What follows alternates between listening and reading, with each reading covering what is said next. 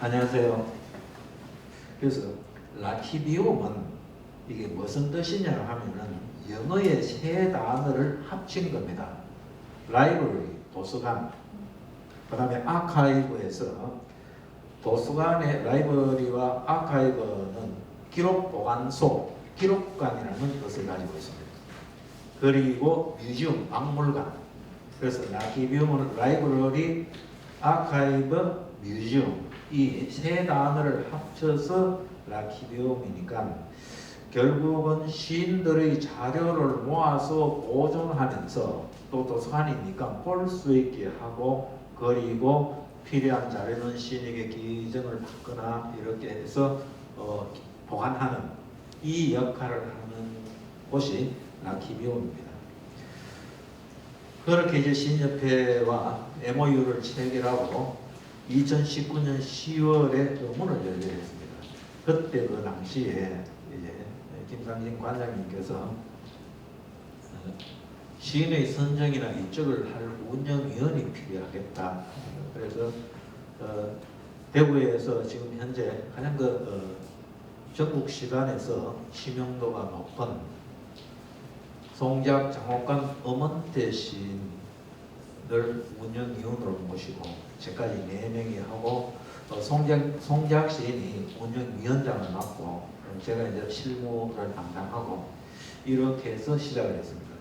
그리고 시인의 선정은 어떤 시인의 문학적 경력만 보고 시적 성취만 보지 다른 것은 배제하자.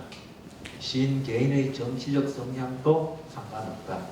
순수든 참여든 진보든 보수든 그런 것 전혀 고려하지 않고 그냥 대구 이 시사를 정리한다는 현재 살아있는 시인들의 시를 지역 좁게는 지역민, 넓게는 대구 시민들에게 시인과 소통하고 대화하고 좀 더 가까워질 수 있는 이런 기회를 만드는 게 좋겠다. 이렇게 해서 이제 4명이 늘 머리를 맞대고 시인을 선정을 합니다. 그래서 지금까지 거쳐간 시인들을 보면은 이태수, 이하석, 이기철, 박정남, 문인수, 강현구, 이진은, 송종규, 우석봉, 이동순, 이문길, 김원중, 이규리, 배창, 정수. 그래서 이제 이렇게 하는 가운데 오늘 이제 이 문인수 선생님은 문인수 선생님이 갖고 계시는 그 자료를 또 용학도서관에 기부를 했고 이런 일들이 이제 몇몇 분께서 갖고 계시는 자료를 기부를 했습니다. 그래서 저는 이제 여기까지가 지금까지 진행된 경과고 또 이 기회를 통해서 이런 공공도서관이 이렇게 앞장서서 해주니 대구 시인으로서 굉장히 고맙고 감사한 일이다. 이런 행사들을 통해서 대구에 아주 탁월한 정말 이 살아서도 현재 별처럼 반짝이는 이 대구가 소중히 간직하고 또 우리가 기념하고 기려야 할 이런 시인들의 여러 업적들이 차곡차곡 자료로 쌓여서 우리 후대에 남겨지고 또 무엇보다도 시를 쓰는 시인도 중요하지만 이렇게 시를 사랑하고 또 이걸 가슴으로 느끼고자 하는 시 독자가 대구가 또 곡독자죠. 이런 분들이 많기 때문에 대구 시 토양이 아주 비옥하다고 생각을 합니다. 와주셔서 감사합니다. 오늘 거기 이 행사는 메타버스로 문인수 시인을 이렇게 만나는 그런 시간이 되었습니다. 여러분 잘 아실 때 문인수 시인이 한국 시에서 차지하는 그 위치나 개성 또는 한국 시사에서 어떤 위치를 점하고 있는가 그 점에 대해서 한번 좀 생각해 보시는 게 어떻겠나 싶은 생각이 듭니다. 아울러서 문인수 시인이 갖고 있는 지적 특징이 뭔가 하는 그런 점에서 생각을 해봤으면 좋겠다. 우리 문인수 씨는 참 독특한 매력을 갖고 계세요. 뭐냐면은 문희수 시인이 돌아가시고 난 다음에 여러 사람을 만났는데 여러 사람들이 전부 다 자기가 문희수 시인하고 제일 가까웠다고 그렇게 이야기했대요. 수십 명. 저는 제가 제일 가깝다고 생각했는데 그게 아니고 다른 분들이 다 문희수 시인하고 아주 가깝더라. 그런 이야기를 많이 들었습니다. 그 왜 그런가 생각해 보니까 문희수 시인께서 사람을 대할 때 진정으로 정말 너하고 나하고 죽고 못 사는 어떤 관계로 이렇게 만들어서 만나신 것 같아요. 이 점이 이제 저하고 굉장히 다른 점이고 그런 어떤 사람을 만나는 데 있어서 특별한 어떤 그런 방식이 있었다. 그런 생각이 듭니다. 그런 인간적인 면모가 문희수 시인의 시를 우리가 요소에 스며들었지 않나 그런 생각됩니다. 제가 우선 총평으로 해가지고 이렇게 썼습니다. 인간과 사물에 대한 깊은 성찰과 따스한 연민의 눈으로 찾아낸 삶과 세계의 진실을 압축과 절제의 미학으로 그려냈으며 만년에는 그늘진 삶의 아픔을 명랑성으로 되살려주는 놀라움을 선사하였다. 이렇게 한 문장으로 들려있는데 어떻습니까? 동의하십니까? 네. 과연 그렇다 생각하십니까? 네. 그럴 수밖에 없습니다. 왜냐하면 이게는 여러 인터넷에 있는 자료 그리고 또 이 책에 나온 그리고 종합적인 어떤 문희수 시인에 대한 특징을 제 나름대로 정리해서 말씀드리기 때문에 그래서 이렇게 이야기했습니다. 우선 생각해보면 인간과 사물에 대한 깊은 성찰이라는 것인데 이게 이제 시학의 핵심은 인간 중심의 시학이라는 어떤 걸로 저는 생각합니다. 만금이 절창이라는 시 있죠. 그 저기 소개를 했거든요. 그 처음에 만금이 사람 이름이 아닌 줄은 아시죠? 혹시 사람인지 아세요? 제가 일방적으로 이야기하면 재미가 없는데 어떻게 만금이 사람 이름이 아닌 걸 아시죠? 뭡니까 그러면? 새만금. 맞습니다. 새만금입니다. 이 새만금에 저기 문희수 시인하고 엄원태 시인하고 세 명이서 여행을 했는데 그때 같이 엄원태 시인이 이 시를 썼고 같은 장면을 보면서 저는 그냥 사진 찍었고 엄원태 시인은 시를 썼고 문희수 선배는 시를 썼습니다. 그래서 기회가 닿으면은 엄원태 시인의 그 새만금에 대한 그 시를 같이 읽어보면은 이 두 시인의 특징이 확실히 다르다는 것을 느낄 수 있습니다. 그래서 그때 갔다 오고 난 다음에 늘 말씀하셨어요. 뭐냐면은 절경은 시가 될 수 없다. 그런 말씀하셨어요. 절경은 시가 되지 않는다라는 그런 이야기인데 이것은 단순히 아무리 아름다운 풍광과 기막힌 그런 어떤 장면이 있다 하더라도 그것은 시가 될 수 없다. 그런 어떤 확고한 생각을 갖고 계셨어요. 그래서 절경은 사람 시가 되지 않는다. 그러면서 아울러 거기는 반드시 시에는 인간이 있어야 된다. 그렇게 이야기했습니다. 혹시 그늘이 없다라는 시를 혹시 아시나 모르겠습니다. 그늘이 없다라는 그 시는 보면 정말로 그 문희수 시인이 얼마나 사물을 이렇게 기막히게 포착하는가. 그 감수성이 누구보다 탁월하다는. 제가 여행을 많이 다니고 많이 저 사무실에서 놀러 오시고 식사도 많이 하고 이런 많이 다녔는데 그래서 그때 대개 보면 시가 어떤 배경에서 탄생인지 거의 대부분 다 알거든요. 근데 할 때마다 어떻게 기막히게 그걸 포착해내는지 아주 놀라운 그런 경험이 많습니다. 그때 제가 사무실에서 옛날 담쟁이가 있는 그런 사무실에 작업실에 있었는데 그 작업실에서 하염없이 이렇게 쳐다보시더라고. 그러더만은 거기서 시를 딱 쳐서 왔는데 그러니까 그 담쟁이의 내부에 들어가서 담쟁이를 바라보는 그 시를 썼더라고요. 보통 담쟁이를 보면은 담쟁이 바깥에서 담쟁이 기인한 형태를 보는 건데 문희수 시인은 담쟁이가 있는 안에서 담쟁이 내부에서 담쟁이를 바라보는 시각을 갖고 계세요. 한 번은 우리 학교에 특강을 모셨는데 여기 출석 부르는 동안에 형님 여기 잠깐만 노천강당 계시고 내가 첫 모시러 올 테니까 그거를 좀 기다리시라고 하고 다시 모시러 가니까 또 하염없이 뭔가를 바라보고 계시더라. 형님 또 씻었죠? 뭐 썼어요? 고양이 있었다. 고양이가 한 마리가 걸어오는 것을 이것을 집요하게 보면서 이것을 무늬가 서로서로 엇갈리면서 걸어오는 모습을 포착을 해서 실었습니다.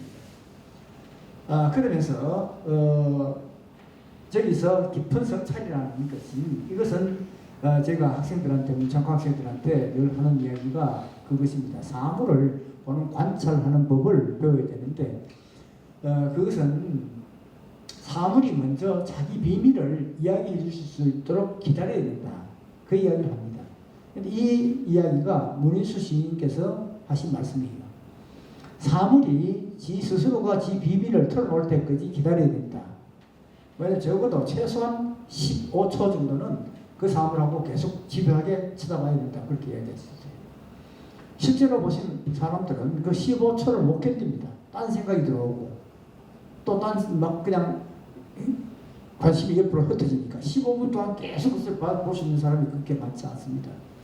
문인수 시인은 독특하게 그 사물을 집요하게 바라보는 그런 특별한 능력을 갖고 계셨어요. 본인도 그렇게 이야기했었어요. 내가 남들과 다른 점이 조금 있다면 그것은 어떤 집중력, 딴 데 안 보고 오로지 그것만 딱 바라볼 수 있는 능력, 그것은 남들보다 조금 굉장히 다른 점이 있다. 그렇게 이야기했었어요.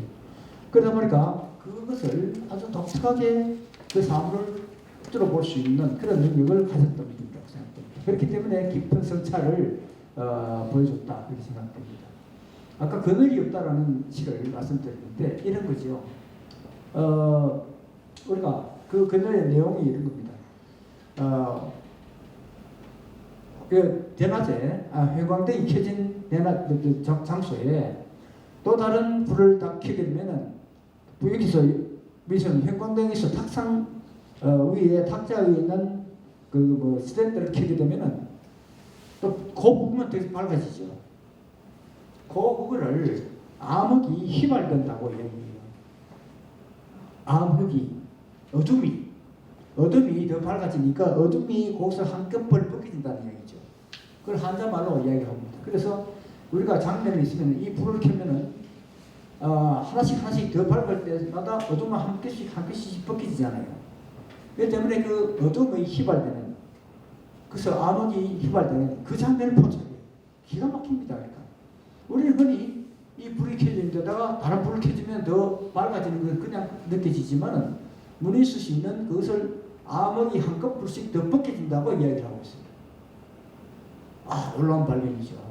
그래서 어떻게 이걸 할 수 있는지 기막힌 발견인데 그것이 바로 깊은 성찰의 어떤 시선, 감수성에 탁월한 어떤 섬세한 암수성 때문이라고 생각됩니다. 그런데 그늘이 없다는 시 뒤에는 항상 보면 뭐가 있냐면 인간이 항상 붙어요. 기발한 발견을 했지만은 그것은 발견에 그치지 않고 그걸 인간의 문제로 연결을 합니다. 그러니까 늘 밝은 얼굴에서 그러고 있는데 저 밝은 진동을 하나 더 키면은 암흑이 한 번 더 벗겨진다. 그런 이야기죠. 그걸 만약에 인간의 관점에서 어떤 그 인간의 어떤 문제를 갖고 가지고 그 장면을 연결한다면 무엇이 될 수 있을까요?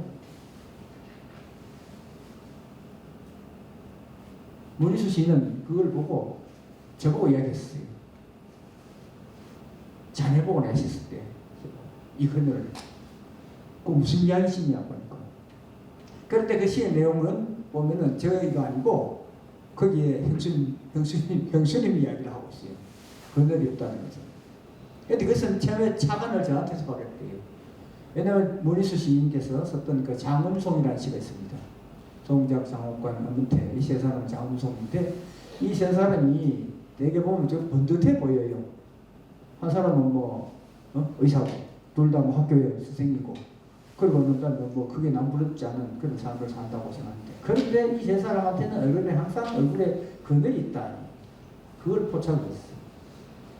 그것이 뭔지 그것은 일찍 부모하고 헤어졌고 장남이고 삼형제 장남이고 그러니까 뭐든지 남들한테는 번드럽게 잘 사는 것처럼 보이지만은 그 보면 거기도 그늘이 있다는 거죠.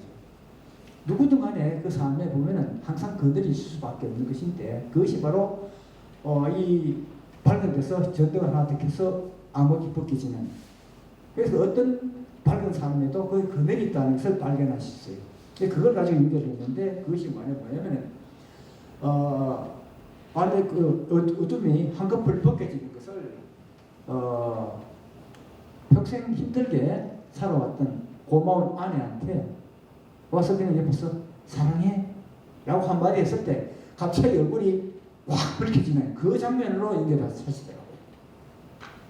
사랑해. 그거는 뭐 아내가 이야기하시죠. 이 양반 미쳤나? 와노 가겠죠. 그러나 마음속 갑자기 환하게 밝아지잖아요. 밝은 데서 한 번 더 밝아지는 어둠을 벗겨지는 그 장면으로 연결을 탁 하더라는 얘기죠. 그런 어떤 탁월한 어떤 그런 연결 능력, 탁월한 발견의 시선과 거기에 인간의 문제를 반드시 연결해가지고 삶의 진실하고 이것을 연결하는 탁월한 능력을 가졌었다 하는 그런 이야기가 있습니다. 그래서 그것이 바로 깊은 성찰인데 거기는 뭐냐면 기본적으로 따스한 연민의 그 어떤 시선을 갖고 계셨다 그렇게 얘기했습니다.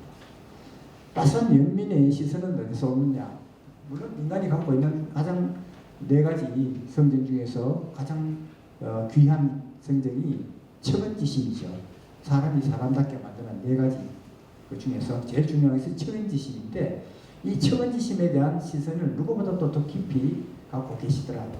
자료는 사실 옆에 있으니까 그냥 보시고 제가 에피소드 위주로 말씀드리는 것이 더 낫지 싶어서 그래서 그 처근지심을 가지는데 여기서 무리수 시인 중에서 각축이라는 시가 있습니다. 각축.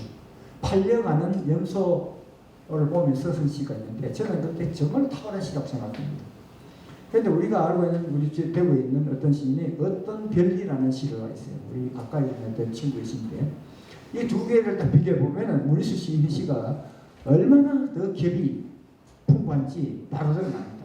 어떤 별리는 어떤 송아지가 소하고 팔려가는 그 장면을 그대로 단순한 묘사로 하고 있는데 이 각축의 시는 그것이 아니고 거기에서 어떤 새로운 발견을 만들어내면서 또 거기에 어떤 유머, 아이러니 이런 것들을 막 그냥 섞어서 정말 텍스트를 풍부하게 만들었습니다. 그게 바로 이제 각축인데 그것은 송아지가 엄마한테 이별하는 그 아픔을 그냥 만약에 일반적인 시인들은 그래서 묘사로 끝나는데 거기에 문희수 시인은 그 새끼 염소가 엄마 새끼하고 같이 헤어진 그것을 너무 안타까운 그 심정까지 깊이 내려가가지고 그것을 그 아픔을 그려내고 있습니다. 같이 읽어보면 참 좋은데 이것을 하고 있습니다. 그 각축이라는 시인데요. 그 애들이 염소가 엄마 반경 안에서 둘이서 노는데 티격태격하면서 그 뿔을 붙이면서 막 부딪히면서 놀고 있어요. 그걸 각축이라. 이 각축은 보통 말을 우리 서로 웃음을 경쟁하기 위한 것이 있잖아요, 그렇죠? 그것을 다른 방식으로 의미를 바꿔요. 각축, 뿔을 부딪히는 거. 그러니까 이마들이 골 때리게 풀리고로 사면서 티격태격하고 싸우고 있어. 그러니까 지금 곧 팔려가야 되는데 이마들이 이제 치석딱설이 없이 서로 머리 부딪히면서 그냥 싸우고 있다는 얘기죠. 이 상황이 더 아프게 그거를 이별의 심정을 더 효과적으로 드러낸단 말이죠. 그래서 이 아들이 왜 풀을 치고 막 붙이고 싸우느냐 그것을 무리수 시인은 어떻게 해석했느냐면은 나중에라도 서로 뼈로 이것을 우리가 형제라는 것을 각인하기 위해서 그래서 각축한다 그렇게 이야기하고 있어요. 어떤 그런 해석까지 같이 붙이고 있습니다. 그 보면 일반적인 시인하고는 완전히 다른 그런 관점을 갖고 있고 또 너보다 더 깊은 어떤 연민의 시선을 갖고 있고 또 탁월한 어떤 그런 관찰이 선에 있는 그런 시라고 할 수 있습니다. 자, 그것이 따스한 연민의 눈을 가지는 어떤 그런 시인이라고 그렇게 이야기할 수 있습니다. 제가 방금 말씀 에피소드들이 전부 다 바로 삶과 세계의 진실을 이렇게 찾아내는 그런 시였다 이렇게 얘기할 수 있겠습니다. 그런데 문제는 이제 표현 기법인데요. 이런 다른 시인도 할 수 있겠죠, 물론. 그런데 더 탁월한 점은 바로 문희수 시인의 시방법은 압축과 절제라는 이 두 가지 방법으로 가지고 시를 썼었어요. 매일신문 옆에 서영 홍합밥집에서 우리 자주 만났거든요. 그래서 한 달에 한 번씩 만나가지고 시 갖고 와가지고 같이 토론도 하고 이랬는데 그때 영업 비밀을 하나 이야기를 하셨어요. 뭐냐면은 시를 첫 줄을 쓰고 마지막 줄 사이에 이것이 어느 정도만 있으면 다 빼라.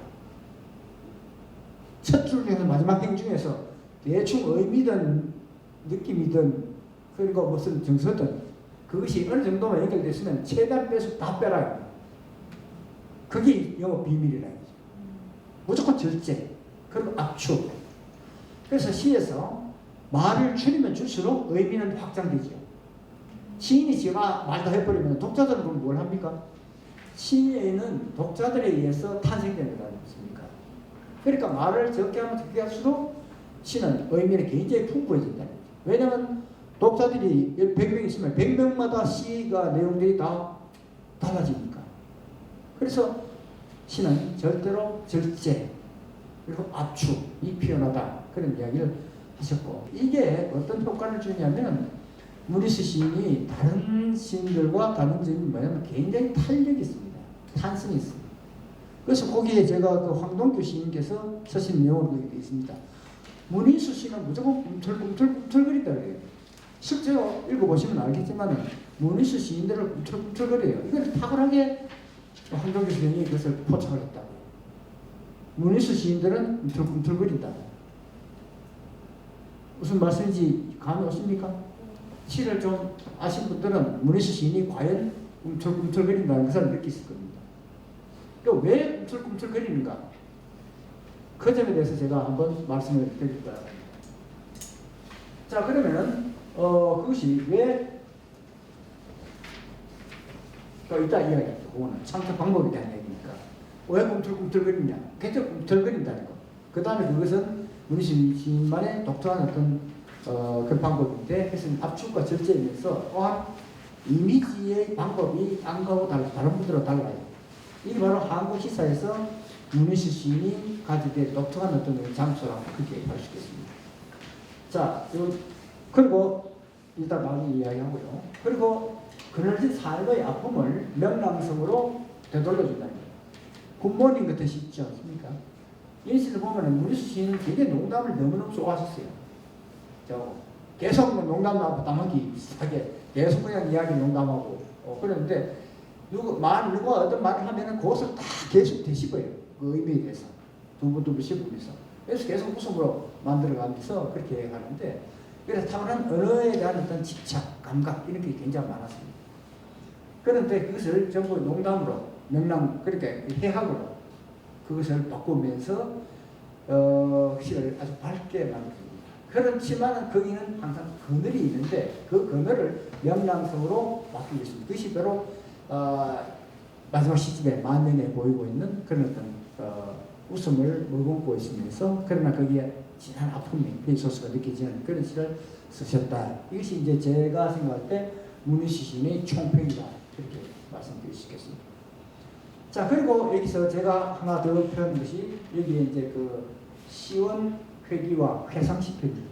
여기서 보면 보다시피 여기는 시집 회침사에 나오는 인데 이 의미는 어떤 것을 가지냐면은 문희수 시인께서 이번에 다시 한번 제가 시집을 총 11권이죠. 제가 읽어보면서 같이 볼 일이 있어서 봤는데 역시 그 굉장히 큰 산이다 이런 생각됩니다. 정말 시를 잘 썼어요. 너무 시를 잘 썼고 그리고 뛰어난 어떤 절창이 굉장히 많고 그렇습니다. 그래서 사실은 거기서 달국이라든지 그 다음에 뭡니까 북채 뭐 이런 게 있죠. 그 제목이 뭐지?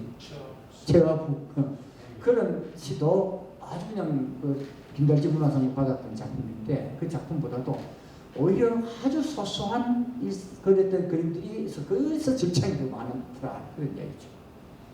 자, 그런데 이 어떤 절창의 시를 많은 시인들은 대개 보면 마지막에 이제 어떤 게 있냐면은 과거 기억의 시원, 고향 이런 어떤 정서를 가지고 시를 노래하는 경우가 굉장히 많아요. 대표적인 사람이 누구죠? 미당의 질마제 신화죠. 질마제 신화. 질마제 신화의 세계에 부응하는 것이 해치는 산이다. 아울러서 고은 시인이 했던 게 저는 만인보 있지 않습니까? 만인보. 그래서 질마제 신화, 만인보 그리고 또 이 해치는 산 이런 어떤 시아이 시의 가장 기본적인 바탕이 되는 그것을 탐사했다는 것. 이 점이 이제 세 번째로 문희수 시인의 어떤 그 특징이라 그렇게 이해할 수 있겠습니다. 그 다음에 두 번째, 이제 시학의 핵심이라고 이제 말씀을 드렸는데, 그러면 이걸 창작 방법의 문희수 시인만의 독자성을 이야기하기 위해서는 창작 방법의 특징에 대해서 살펴봐야 되지 않겠습니까? 그 다음에 이것이 바로 아까 말씀드린 압축과 절제의 법인데, 무조건 의미를 무조건 생략하고 중간에 걷어내버리고, 그런데 거기에 독특한 것은 뭐냐면 일종의 유화의 느낌을 줘요. 꿈틀꿈틀거리는 그랬는데 보면 수채화가 아니고 유채화에 계속 여기 마티에를 가지고 이 이야기를 계속 붙여나갑니다. 조금 전에 여기 뒤에 나오는 시들이 나오겠지만요, 거기에 창밖이라는 시 있습니다. 창밖이라는 시가 있거든요. 거기에 창밖이라는 시는 저하고 어먼테 시인하고 세 명이 영화 아메리칸 뷰티라는 영화를 보고 이걸 가서 거기에 리키라는 그 주인공의 남자친구가 영상 카메라를 가지고 비디오를 촬영해서 15초 동안 보여주는 15초인가? 15분인가? 하여튼 꽤 넓은 많은 시간을 장면이나 비닐봉지가 날아다니는 장면만 보여줘요. 근데 그걸 보면 아주 묘한 느낌이 듭니다. 그래서 이 장면을 가지고 우리 한번 시습시다 해가지고 어먼테 시인과 저하고 문희수 시인이 여기서 각각 썼습니다. 그래서 이제 보면서 어먼테 시인은 동무라는 시를 썼는데, 동무 혼자 춤추는 거, 비닐봉다리가 춤추면서 그걸 가지고 아픔을 견디는 당시 자기의 삶의 아픔하고 같이 연결해서 노래를 했고, 저는 그것을 비닐봉지가 춤추는 것을 우리의 어떤 관념에 의해서 놀아나는 사랑이든 아픔이든 인간의 관념 때문에 놀아나는 인간의 모습을 그려냈는데, 그런데 놀랍게도 문희수 시인은 이것을 단순히 그 장면이 아니고 여러 가지 이미지를 계속 변주를 하면서 복합적으로 그려냅니다. 그림 치고 물감을 칠하듯이 이런 어떤 방식으로 써가지고 굉장히 저는 제가 덧칠하기인데 계속 덧칠을 함으로써 시가 굉장히 두꺼워집니다. 동무든 제가 썼던 춤이든 이런 시들을 보면 단선적이에요. 그런데 문희수 시인이 되면 굉장히 복합적이고 다층적이에요. 그래서 시가 아주 그냥 더 풍요롭게 다가온다, 그렇게 이야기할 수 있겠습니다. 두 번째, 꿈틀꿈틀거리는 이유도 원력이 있다는 것이죠. 그 다음에 강한 리듬감인데, 문희수 시인의 경우에는 여기 꽃이라는 시를 보시면 아시겠지만은 여기에 긴 문장, 짧은 문장이 땡겼다가 놓았다 하고 있습니다. 그 꽃이라는 내용을 보면은 A4 용지를 가지고 아마 보면 제가 컴퓨터로 안 쓰시고 아마 A4 용지에다가 시 쓰신 걸로 알고 있어요. 거기서. 자, 근데 이 쓰는데 글씨가 굉장히 굵죠. 쓰는데 쓰고 난 다음에는 A씨 성질이 좀 급하지 않습니까? 그것도 강해. 그러니까 A씨가 확 땡기고 말이 안 됩니까? 그러고 난 다음에 막 하는데 우겨가지고 던지는데 뭐 이게 뿌듯 피거든. 이 꽃이네. 그런데 여기서는 꽃이 더 크게 보려면 더 캄캄해야 더 꽃이 필 거 아닙니까? 아프고 고통의 그 어둠의 산도가 얼마나 눌러붙었으면 꽃이 지금 환하게 피는가, 그렇게 이야기하고 있습니다. 그 종이 A4 용지 쓰다가 던지는 그 장면을 꽃으로 이야기하고 있습니다. 그런데 그것을 이 꽃이 피는 그 힘을 표현하기 위해서 한 문장을 계속 긴 문장을 막 이야기해요. 그러고 난 다음에 툭 하고 짧게만 끊고 그 다음 또 길게 했다가 끊고 이런 식으로 리듬을 계속 이렇게 촥촥촥 이런 방식으로 시를 만들어가요. 우리는 가만히 저것을 못해요. 근데 우리 시인은 에이식하고 확 있다가 탁 나요. 고무줄을 땡겼다가 나와버리면 팍 터지죠. 이 탄력 탄성이 강하더라고요. 이제 그 역동감, 이등감을 했었고 그래서 꿈틀꿈틀거렸다고 이야기할 수 있습니다. 그 다음에 또 하나 재밌는 것은 대립 상상력이죠. 절대로 한 똑같은 상상력을 안 합니다. 고인돌, 죽은 고인돌, 그 시커먼 고인돌에는 반드시 담쟁이처럼 새로 돋아나는 신부를 붙입니다. 생선과 조매를 같이 붙여요. 항상. 죽음 앞에서 아주 더 환한 생명을 붙이는 이런 어떤 역동적인 상상력을 보여줍니다. 바로 이 대리적 상상력이죠. 아까도 말씀드렸던 그런 어떤 창밖이라는 경우도 마찬가지죠. 아주 역동적인 이 두 가지를 결합시키는 그런 힘을 가졌습니다. 이게 바로 강한 리듬감도 상상력에서도 강하게 이렇게 엮어내는 붉은 척사로 이렇게 엮어내는 그런 어떤 개성을 보여줬다 얘기할 수 있습니다. 그리고 또 문희수 시인의 특징이 뭐냐면 이야기를 항상 삶의 이야기를 인간에 대한 이야기를 하니까 항상 서사적인 요소가 들어있지 않습니까? 그것을 절묘하게 산문을 시로 바꿔내는 탁월한 능력을 갖고 있어요. 낯설게 만듦으로써 생략하는 방법을 통해서. 그래서 아마 이런 것은 서사를 서정으로 바꾸는 이런 어떤 방식은 시를 공부하는 분들한테 굉장히 큰 도움이 된다고 봅니다. 이것이 분명히 설명인데 설명이 아니야. 그런데 그것을 시적인 것으로 언수를 바꿔내는 탁월한 능력을 갖고 있습니다. 이거는 부단히 어마어마하게 많은 연습을 통해서 스스로 터득한 부분이 생각되거든요. 왜냐하면 이 능력은 처음에 첫 번째, 두 번째, 세 번째 시까지는 안 보여요. 근데 제가 볼 때는 시, 배꼽을 보면서 이것이 확 바뀌더라고요. 그걸 볼 때는 김달진 문학상 때문에 원희도 이야기하셨고, 왜냐하면 미수 시인께서는 칭찬을 너무너무 좋아하셨어요. 칭찬을 너무너무 좋아했어요. 그래서 칭찬하면 훨씬 나가지고 정말 잘하시거든요. 그래서 김달진 문학상 이후에 굉장히 그에 대해서 실질적인 어떤 정치를 이뤄냈다. 그렇게 얘기할 수 있습니다. 그리고 제일 결정적으로 제가 하고 싶은 말씀은 이겁니다. 문희수 시인께서는 근접 감각의 이미지를 많이 활용을 했어요. 근접 감각. 이미지 종류가 우리가 보면 대개 인간이 갖고 있는 이미지라는 것은 우리 감각을 환기시키기 위해서 이미지를 쓰지 않습니까? 근데 한국의 이미지는 처음에 정지용 이후에 김광균, 정지용 이런 시인들은 이미지를 어떻게 만드냐면 시각적 이미지로만 썼습니다. 눈 오는 것도 전부 다 오는 장면으로 이야기하지 않습니까? 여인이 옷 벗는 옷이라고 이야기하고 이런 식으로 시각적 이미지를 통해서 주로 그 이미지를 그려냈거든요. 왜냐하면 시각이 인간이 갖고 있는 감각의 70%가 시각이니까 시각을 중심으로 하게 되면 이 대상을 선명하게 그려낸다고 믿었기 때문에 그래서 시각 중심의 이미지입니다. 이거는 어디냐면 정지용에서부터 해서 박목월까지 이어지죠. 박목월 씨 보면 전부 다 굉장히 그것은 시각만 되어 있는 불국사 같은 시 아시지 않습니까? 전부 다 시각적 이미지를 중심으로 이미지를 그려냅니다. 그런데 아시다시피 시각적 이미지는 굉장히 정적이에요. 이미지를 설명할 때 역동적인 느낌이 안 들어. 그래서 이것은 시각적 이미지에다가 청각적 이미지가 들어가면 조금 더 활기가 생기거든요. 이걸 누가 했냐면 박용래 선생님이 했어요. 삼동 같은 이런 시들 보면 거기 보면 설거지 소리, 딸그닥거리는 소리가 이미지가 들어가 있습니다. 그래서 시각과 청각이 같이 들어가 있어요. 그때부터 나아가죠. 그런데 결정적으로 문희수 시인한테 오게 되면 이것이 근접 감각을 활용을 해요. 근접 감각이라는 것은 인간이 갖고 있는 감각은 두 가지인데 원격 감각과 근접 감각이 있어요. 원격 감각은 정신과 관련된 거죠. 그래서 그렇기 때문에 시각과 청각 이 인간한테 굉장히 중요한 감각이죠. 그래서 시청각 교육이 중요한 거죠. 시청각 교육. 이거는 정신적인데 뭔가 판단하고 인지하고 판단하고 하는 이런 능력들이죠. 근데 근접 감각은 몸과 근접되어 있는 감각. 원격은 몸과 떨어져 있는 감각이 원격 감각.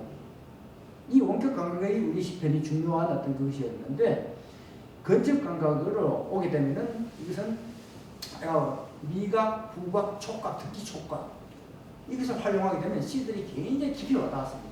근데 여기서 살짝 처음에 보여준 사람이 미당 서정주죠. 신명파. 그러니까 어떤 채취 막 이런 것들 꿈틀거리는 느낌은 미당에 오면서 건적 감각에 대한 시편들이 처음으로 선보였어요. 30년대에. 그런데 이것을 그 뒤로 미당이 갖고 있던 그런 건적 감각을 시편은 크게 저는 많이 못 봤거든요.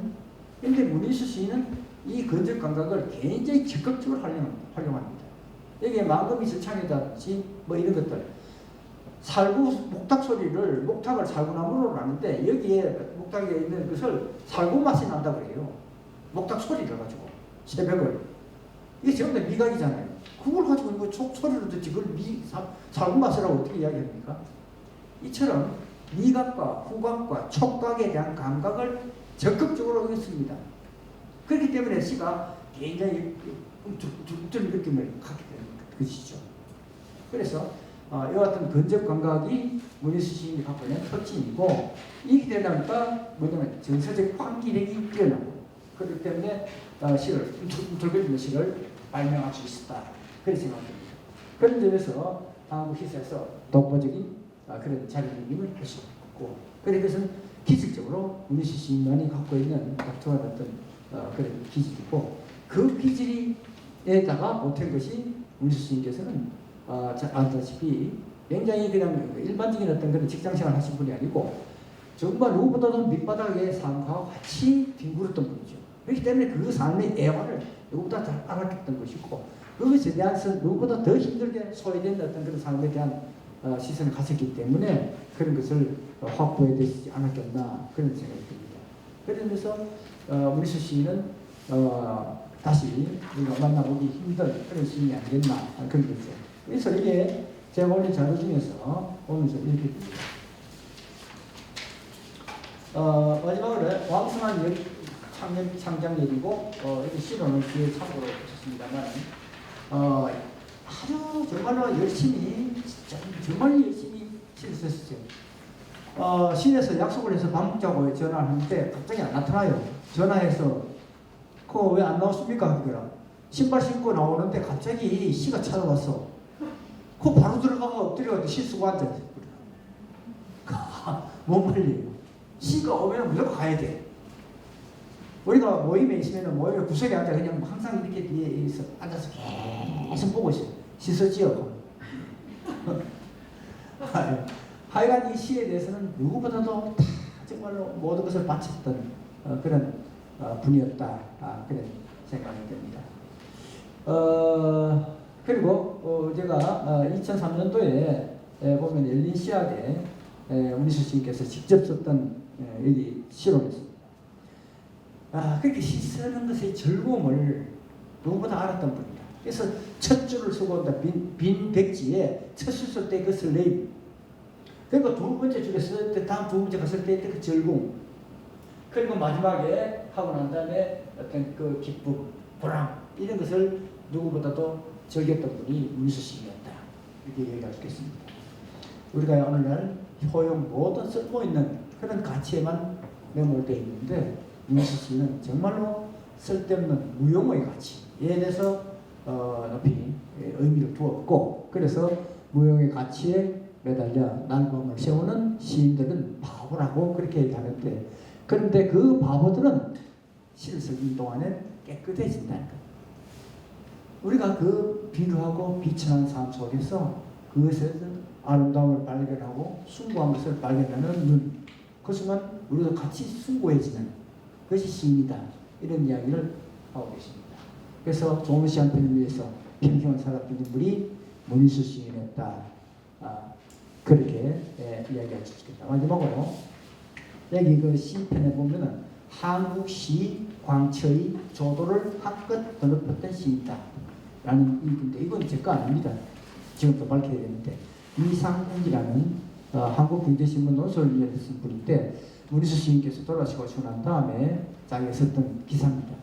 제목이 한국시의 광채, 한국시의 광채, 거기에 조도, 그거를 한껏 높였다.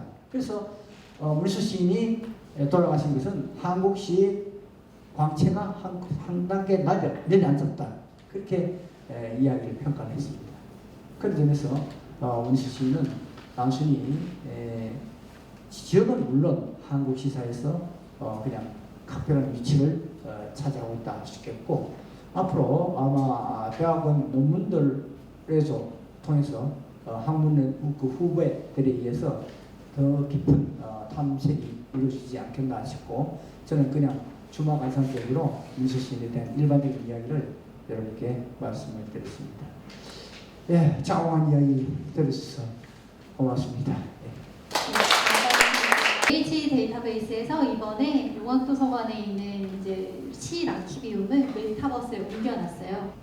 제가 오늘은 이제 메타버스가 뭔지 간략하게 설명을 조금 드리고요. 그 다음에 이제 메타버스에 구현되어 있는 문의수 문고를 한번 보여드리는 걸로 하겠습니다. 메타버스가 요즘에 비대면 시대가 엄청 갑자기 코로나 때문에 막 활성화가 되면서 갑자기 다들 막 못 만나게 되더라고요. 그러면서 메타버스가 엄청 급부상을 했어요. 그게 이제 원래는 저희가 라이프 로깅이라고 해서 인스타그램이나 이제 이런 것들 많이들 쓰시잖아요. 자기의 삶을 기록하는 용도로 이제 메타버스를 많이들 쓰시다가 아이들은 이제 증강현실, 똑같은 세계가 보이는데 그 위에 자기가 좋아하는 포켓몬이 돌아다니는 이런 포켓몬고를 하는 이제 증강현실도 메타버스에 속해 있습니다. 그리고 네이버 지도와 같은 거울 세계, 동일한 현세형이기는 해요. 지금 보시는 이제 우리 있는 지도와 그 다음에 이제 웹에서 보는 네이버 지도도 동일하긴 하지만 조금 더 추가적인 정보를 이제 입혀놓은 게 사실 거울 세계라고 보시면 될 것 같습니다. 근데 이제 저희가 만들었던 가상 세계는 어떤 것이냐면 현실에 있기는 하지만 이제 거기에 가상을 좀 더 덧입혀서 이제 네이버 제페토 같은 이제 현실의 경제나 사회나 이제 정치적인 세계를 가상 세계화해서 여기에서 이루어지지 못하는 것들을 이제 이루어낸다든지 이제 그런 부분들을 구현해내는 것이 이제 저희가 구현한 메타버스입니다. 지금 이제 메타버스 시장 규모는 코로나 시대 때문에 갑자기 많이 커지기는 했어요. 그래서 이제 2021년에는 한 307억 달러 정도의 이제 시장 규모를 보였다고 하면 이제 저희가 예측하기로는 이제 2025년 정도가 되면은 거의 한 10배 정도 되는 2,969억 달러가 될 것이다. 이제 우리나라뿐만이 아니고 이제 세계적으로 이제 그렇게 될 것이다라고 판단을 하고 있고요. 이제 저희가 제일 처음에 이제 컴퓨터가 시작이 되었었을 때를 웹 1.0 시대라고 하거든요. 이제 그 다음에 이제 스마트폰이 나왔었을 때를 웹 2.0 시대라고 해요. 그래서 컴퓨터를 막 하는 것을 처음에 스마트폰이 나왔었을 때 인터넷을 어떻게 핸드폰에서 하지? 어떻게 모든 것을 다 핸드폰에서 이루어지지? 라고 다들 의문을 가지셨었는데 지금 동일한 상황인 것 같아요. 메타버스에서 어떤 것들을 한단 말이야? 저기에서 어떤 것들을 살 수 있단 말이야? 어떤 것들을 경험할 수 있단 말이야? 이런 것들을 되게 많이 의아해 하시거든요. 왜냐하면 아직까지 많이들 접해보시지 못했기 때문에 아마 그렇게 생각을 하시는 것 같아요. 근데 지금은 이제 초반에 성장하는 단계라고 봐주시면 될 것 같고요.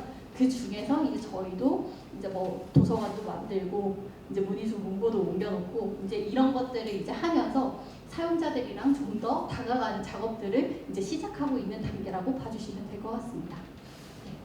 그래서 이제 우리나라에서는 메타버스를 어떻게 쓰느냐에 대해서 조금 말씀을 드리면 기업이나 대학이나 금융권이나 뭐 지자체나 지금 이제 도서관이나 엄청 많이들 사용하고 계시기는 해요. 근데 여기 안에서 진짜 저희가 생각하는 그 메타버스 가상 세계를 실제 생활이랑 막 옮겨놓은 것처럼까지는 아직까지 쓰고 있지는 못하거든요. 어디까지 쓰느냐면 구찌라는 이 기업에서는 제페토에다가 이제 아바타들이 구찌 옷을 사입을 수 있게 거기에다가 샵을 오픈을 했어요. 구찌가 엄청 비싸잖아요. 그래서 현실에서는 못 입지만 제페토에 들어가서는 7,000원을 주면 사서 입을 수 있는 거예요. 제 아바타가. 근데 사실 이제 저희 아직까지도 제 생각으로는 가상 공간에서 7,000원이면 비싼 거 아니야? 이렇게 생각을 하는데 요즘에 어린 친구들은 거기 안에서도 그 현실의 자기처럼 친구들이랑 만나는 본인이 그 아바타라고 생각하기 때문에 나는 제페토에서 구찌를 입어. 이게 되게 이제 자부심이 강한 것 같더라고요. 그래서 이제 저기 있는 구찌 제페토 샵은 장사가 엄청 잘 된다고 들었습니다. 네, 그리고 이제 현대자동차에서는 모빌리티 어드벤처라고 하는 것을 만들어서 이제 신차가 나오면 저기에다가 이제 공개를 해놓고 이제 거기에서 가상 세계에서 이제 개입하듯이 이제 뭐 운전도 해보고 이제 그렇게 하는 것을 구축해 놓았다고 합니다. 그리고 이제 대학에서도 많이들 쓰는데요. 순천향대에서는 이제 뭐 입학식 이런 것들을 메타버스에서 하기도 하고, 강원대에서는 캠퍼스를 메타버스에서 이제 구축을 해가지고 현재로서는 아직까지는 뭐 수업도 듣고 이런 것들이 불가능하기는 하지만 이제 향후에는 지금에 있는 인터넷을 대체할 그것들을 이제 메타버스에서 한번 해보자. 이제 그렇게 생각해서 두리 캠퍼스를 이제 구축하기로 결정을 했고 2025년에 이제 캠퍼스 완공을 하겠다고 계획하고 있습니다. 네. 이제 저희가 만든 대구 통합도서관의 메타버스는 대구 통합도서관이 이제 향후에 이제 만들어질 것을 이제 상상하고 이미 이제 만들어 놓은 거거든요. 그래서 지금 이제 캐롤 자리에 이제 대구 통합도서관이 생겨진다고 알고 있는데요. 이제 그것을 이제 염두를 조금 했고요. 그 안에 아직까지 거기까지 구현하지는 못했지만 저희가 이제 대구 통합도서관 메타버스 안에 통합도서관을 홍보할 수 있는 홍보관을 만들어 놓고, 그 다음에 스마트 도서 추천, 이거는 홈페이지에 이미 있는 기능이기는 해요. 그래서 이제 본인이 읽었던 책에 기반으로 이제 키워드를 추천을 해주고 그 중에 키워드 3개를 선택하면 그 키워드에 맞는 도서를 추천해주는 기능을 메타버스에 넣어두었습니다. 그리고 이제 대구에서 추천하는 이 명사가 나는 이러이러한 책을 읽었더니 좋더라 라고 하는 책들을 이제 추천하는 공간도 마련을 해두었거든요. 그래서 이제 명사의 서재라고 이제 하는 그 메타버스 가상 공간도 만들어 두었고요. 여기에는 지금 이제 책을 한 20권 정도 이제 게시를 할 수 있게 두었는데 아직까지 명사가 선정이 되지 않았다고 해요. 그래서 이제 대구시에서 추천하는 도서들을 저희가 이제 게시를 해 두었고요. 책을 클릭을 하면 이제 도서의 상세 정보가 보이게 되고, 대구시에 있는 그 책이 대구시 도서관에 지금 현재 대출이 가능한지, 누가 빌려갔는지 이제 이런 정보들도 메타버스에서 확인이 가능하십니다. 그리고 마지막으로 이제 도서관 특화 서비스라고 해서 방금 말씀드린 이제 용학도서관의 실아키비움을 저희가 옮겨두었고요. 용학도서관 이외에도 저기 북구에 있는 구수산 도서관이라고 하는 곳에 시청각실을 또 옮겨두기도 했어요. 그래서 이제 올해 사업으로는 저희가 2개 도서관만 이제 특화 서비스를 시작을 하게 되었습니다. 이제 두 번째로 메타버스로 만나는 문인수 문고를 이제 보여드릴 건데요. 얘는 이제 저희가 이제 시연을 하면서 조금 보여드리려고 해요. 여기 수성구립용학도서관 홈페이지에 가시면은 지금 이제 실아키비움 소개하는 그 페이지가 따로 있거든요. 거기 안에 이제 메타버스 앱도 다운로드 할 수 있게 링크를 추가해 두었습니다. 거기에서 이제 앱을 설치를 하실 수가 있고요. 저희가 이제 설치형 앱으로 만들었기 때문에 이제 그 PC형 카카오톡 설치하시는 것처럼 이제 설치를 하셔서 로그인을 하실 수가 있습니다. PC 앱을 설치를 하시고, 이게 이제 런처라서 시작 버튼을 누르면 로그인 화면으로 넘어가는데요. 회원 가입을 하셔야지 쓸 수 있습니다. 아까 전에 보셨던 로그인 화면에 접속을 하시면은 아이디 패스워드를 넣으면 제일 먼저 아바타를 설정하라고 해요. 가상 공간에서 저 대신에 움직일 수 있는 아바타를 설정을 하는 거거든요. 아바타는 프리셋으로 그냥 간단하게 아무거나 하나 선택을 하셔가지고 제일 마음에 드는 아바타를 선택해서 이제 사용을 하셔도 되고, 저기 왼쪽 편에 보이시는 것처럼 머리는 이런 머리로 할래, 옷은 이 옷을 입힐래, 이제 이렇게 해서 본인만의 아바타를 커스텀하여서 사용하실 수도 있습니다. 네. 그리고 나서 그 다음에 이제 이름이랑 뭐 주소, 연락처 이제 이런 부분들을 입력을 하시고 사용이 가능하시거든요.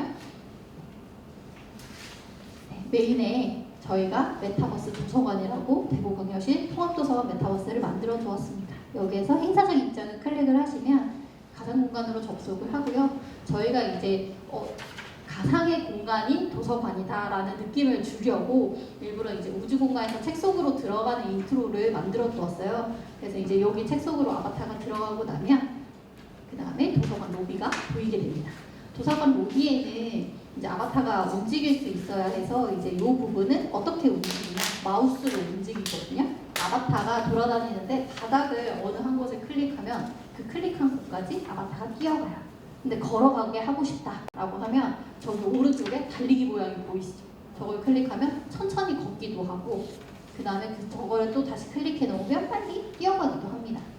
그리고 시점은 그러면 한 곳만 볼 수 있어. 그게 아니고요. 얘는 이제 3D 모델링 기법을 써서 이제 진짜 다 360도를 돌아볼 수 있게 만들어 놨거든요.